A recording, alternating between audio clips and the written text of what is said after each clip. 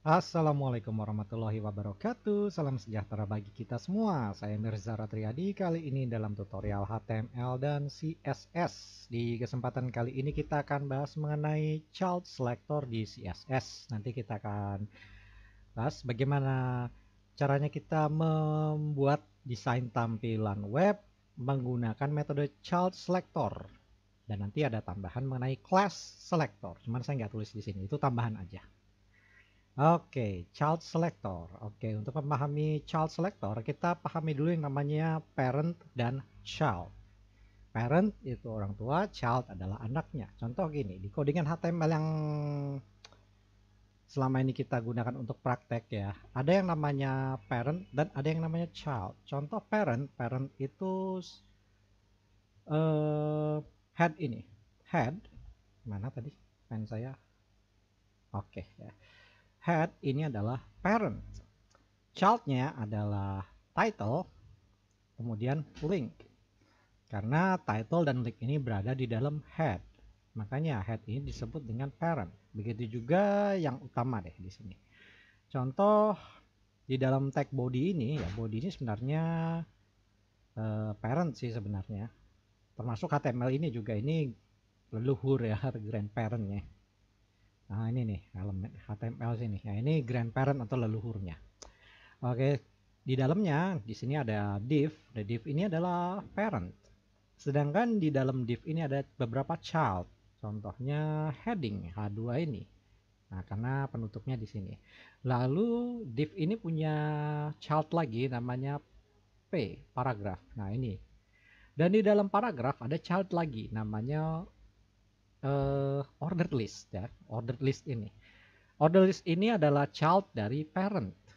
Dan parent child dari parent adalah ordered list ini adalah child dari paragraf. Jadi paragraf ini adalah parent dari ordered list. Tapi si paragraf ini sendiri dia adalah child dari si div. Jadi boleh dibilang si ordered list ini cucunya ya, cucunya dari si div ya. Ya itu istilah aja cucunya. Tapi intinya heading, paragraf, dan ordered list ini sebenarnya adalah child dari div. Pokoknya apapun yang elemen yang ada di dalam di div ini disebut child. Dan parentnya ya si div ini sendiri. Paham ya? Oke, paham dong. Sedangkan OL di sini, order list ini, dia berdiri sendiri. Dia terpisah dari div ini. Dia tidak ada di dalam div ini. Dia berdiri sendiri. Meskipun dia adalah child dari body sebenarnya ya. Oke, body udah pasti ya. Tapi yang jelas si order list di bawah ini, yang keempat, kelima, keenam ini, dia adalah elemen yang berdiri sendiri. Oke, kita sudah paham yang namanya parent, kita sudah paham yang namanya child. Terus bagaimana bekerja menggunakan child selector? Oke, ini saya hapus dulu. Oke, untuk bekerja menggunakan child selector, kita buat dulu quick previewnya. Ini juga quick previewnya di sini. Oke, menggunakan child selector ini sangat berguna. Bergunanya jadi gini. Misalnya di ini blok sini, ini kan satu kesatuan ini, mulai dari judul-judulan sampai yang ketiga ini. Kita bisa ubah satu persatu si judul-judulan ini, tampilannya, fontnya beda sendiri, warnanya beda sendiri, begitu juga paragraf ini nanti ukurannya beda sendiri, warnanya beda sendiri, begitu juga order list ini beda sendiri, yang beda sendiri, meskipun mereka ini satu kesatuan. Kita menggunakan metode child selector. Caranya gini, kita ke style CSS-nya, kita ketik nama elemen utamanya, parent elemennya, yakni si div. Kemudian dari div ini kita bisa ubah secara global. Secara global div semua isi yang ada dalam div ini. Jadi akan mempengaruhi semua child, elemen-elemen child yang ada di dalam div. Ya seperti biasa, seperti Anda bikin kelas biasa ya, kelas cuma kita bikin kelas berdasarkan nama selektornya di sini. Div misalnya background color saya kasih lavender aja. Lavender sehingga nah backgroundnya jadi warna ungu muda banget ini. Warnanya lavender. Oke, kemudian fonts style, font family saya pilih misalnya sans serif. Perhatikan, nah berubah semua kan? Jadi sans serif. Oke, berubah semua. Oke. Ini kalau kita lakukan di sini, ini pasti akan merubah secara global di sini dalam blok ini. Kalau kita melakukan modifikasi apapun, kita nggak bisa ubah. Kita misalnya mau ubah si judul-judulan ini warnanya beda sendiri. Kita nggak bisa lakukan di dalam sini karena ini akan merubah secara global. Untuk mengubah secara spesifik child elemennya, caranya kita gunakan child selector. Caranya gini, kita ketik nama parentnya, div-nya, kemudian ikuti tanda lebih besar dari, kemudian nama elemen yang mau kita ubah. Misalnya si judul. Judul-judulan ini heading 2 ya. Ya benar, heading 2. H2. Kita kasih nama elemennya H2, kemudian kurung kurawal lagi.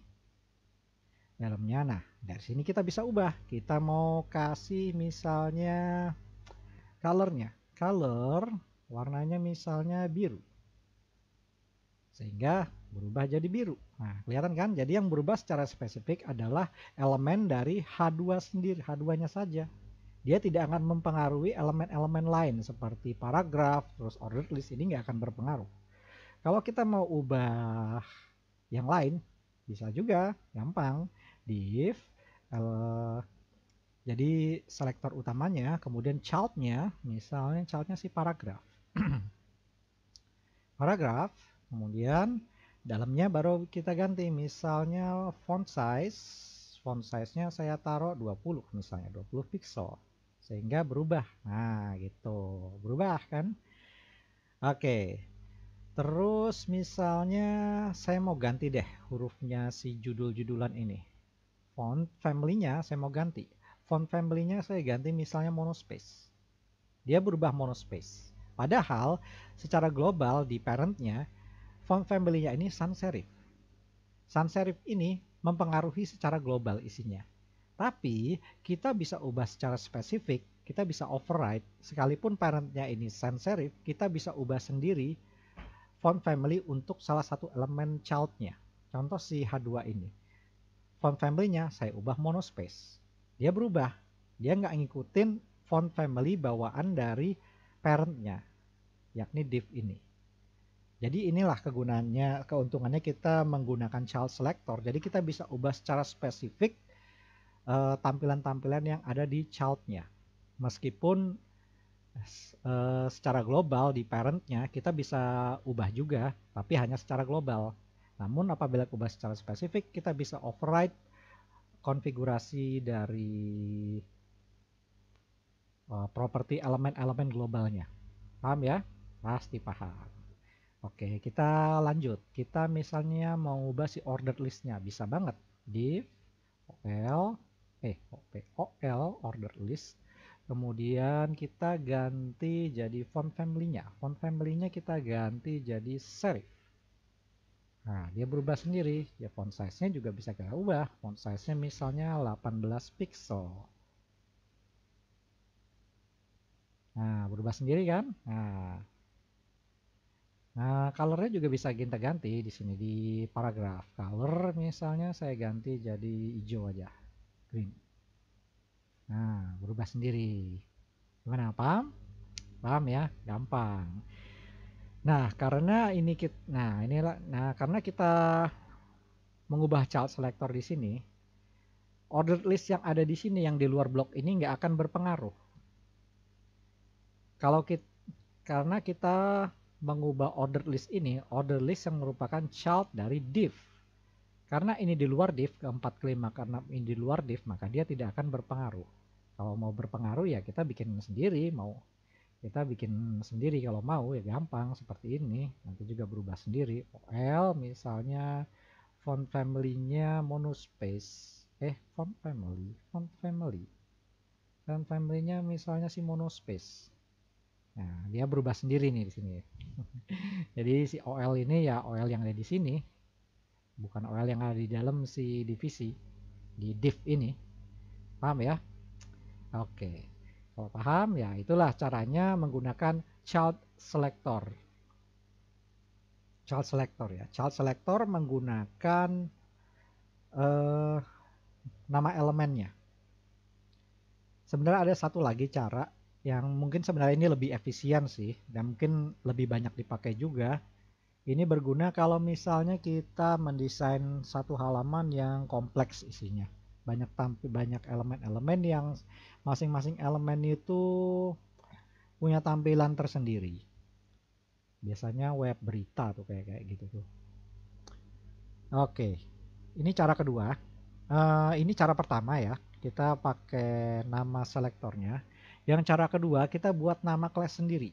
Sama seperti kita bikin nama kelas sendiri yang depannya pakai titik. Ya kita bisa lakukan hal yang semacam itu. Contoh div ini. Div ini parent ya. Kalau parentnya saya hapus atau saya ganti namanya, saya rename, ini akan pengaruh nggak sama blok ini? Pasti pengaruh dong. Lavender ini nanti akan hilang. Font family ini sans serif ya akan hilang juga. Contoh div ini saya ganti namanya divisi. Nah, berubah kan?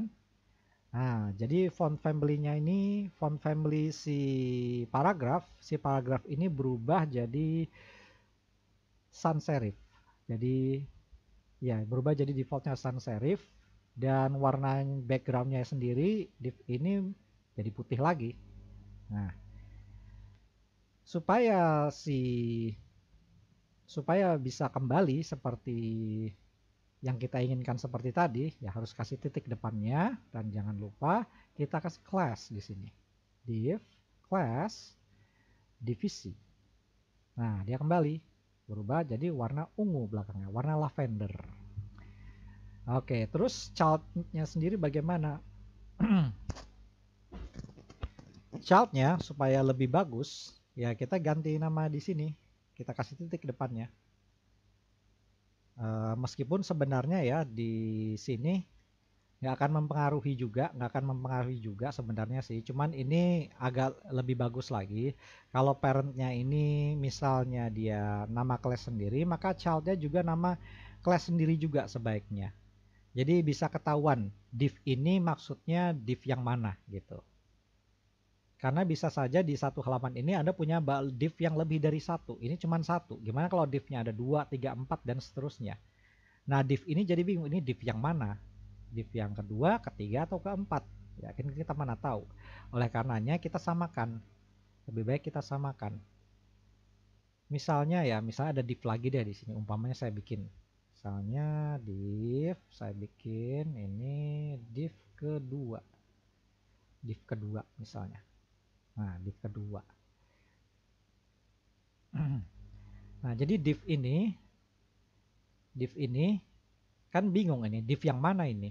Di sini divnya ada div kedua. Div yang di dalam ini ada H2 tapi di sini div kedua. Oke, sekarang gini. Misalnya di dalam div ini ada H2 juga misalnya. Misalnya ya, ada H2. Kok ini? H2. Heading 2 juga. Tes judul. Nah, tes judul. Nah, kacau nggak sih? Kacau nggak sih jadinya? Jadi gini, coba lihat nih. Karena gini saya menggunakan nama div, di sini div, kemudian child selectornya ini H2, dan kebetulan di sini ada div lagi yang di dalamnya H2 juga. Jadi ikut-ikutan si tes judul ini jadi ikut berubah. Padahal saya maunya ini nggak ikut pengaruh gitu. Nggak ikut pengaruh. Jadi akibatnya nih lihat nih, judul-judulan sama tes judul ini dia punya jenis huruf dan warna yang sama. Karena apa ya? Lihat div ini dia ngambil semua div yang ada di dalam satu halaman ini. Akibatnya dari dalamnya karena dalamnya ada H2 juga sama seperti div yang ini ada H2 juga. Akibatnya H2 ini ikut berubah. Jadi makanya lebih bagus lagi kalau mau menunjuk secara spesifik, kita gunakan nama kelas yang sama di sini. Divisi dengan titik di depannya. Divisi H2. Nah, jadi yang berubah lihat di sini. Nah, judul-judulan ini aja yang berubah. Yang tes judul ini nggak ikut berubah gitu. Paham ya? Pasti paham. Nah, ini sama kita samain aja di sini. Copy paste aja. Paste di sini, paste. Nah, jadi rapi.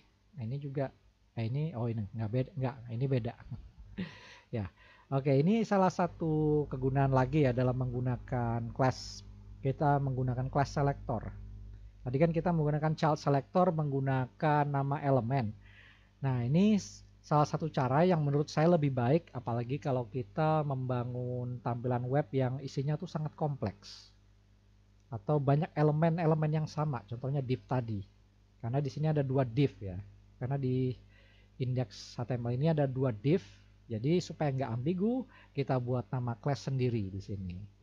Baru kita bisa tunjuk selektornya yang mana, gitu. Dan jangan lupa nama divisinya taruh di sini, nama classnya taruh di sini divisi. Paham ya? Pasti paham. Oke, kalau Anda paham, sekarang saatnya Anda latihan, Anda coding sendiri, coba-coba sendiri supaya Anda bisa lebih paham.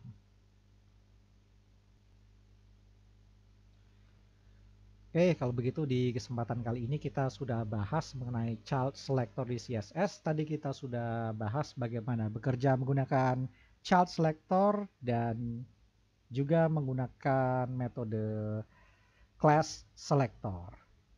Oke, kalau begitu dari saya kali ini cukup sekian. Mohon maaf apabila ada kekurangan. Semoga penjelasan saya dapat berguna. Oh ya, jangan lupa subscribe kalau berkenan. Sampai jumpa di lain kesempatan dan wassalamualaikum.